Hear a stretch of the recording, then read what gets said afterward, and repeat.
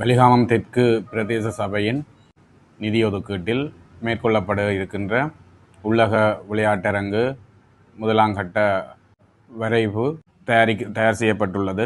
120 million ரூபா செலவில் அடிப்படை கட்டுமானம் முதல் தடவையாக மேற்கொள்ளப்பட இருக்கிறது.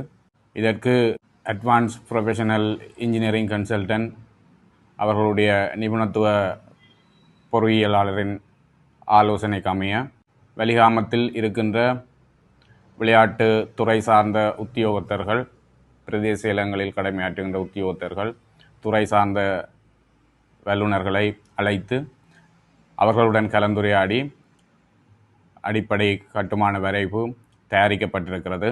எதிர்வரும் மாத நடுப்பகுதியில் கேள்வி கோரப்படும்.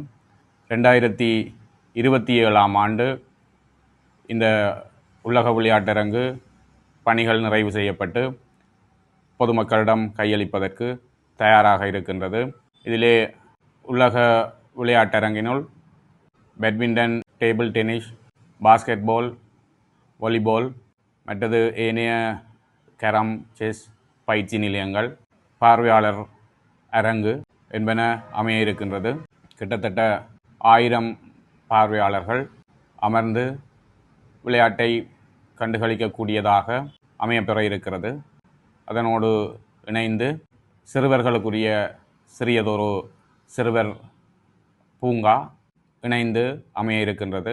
இதற்கு அருகாமையிலே ஸ்விம்மிங் ட்ரைனிங் சென்டர், நீச்சல் தடாகம் ஒன்றுடன் கூடிய ஸ்விம்மிங் ட்ரைனிங் சென்டர் ஒன்றையும் அமைக்க இருக்கின்றோம். அடுத்த வருடம் அதற்கான பணிகள் தொடங்கும் என்பதை மகிழ்ச்சியுடன் விளையாட்டு வீராங்கனைகளுக்கு தெரிவிப்பதிலே மகிழ்ச்சி அடைகிறேன். மேலதிக செய்திகளுக்காக எமது யூடியூப் தளத்தை சப்ஸ்கிரைப் செய்யுங்கள்.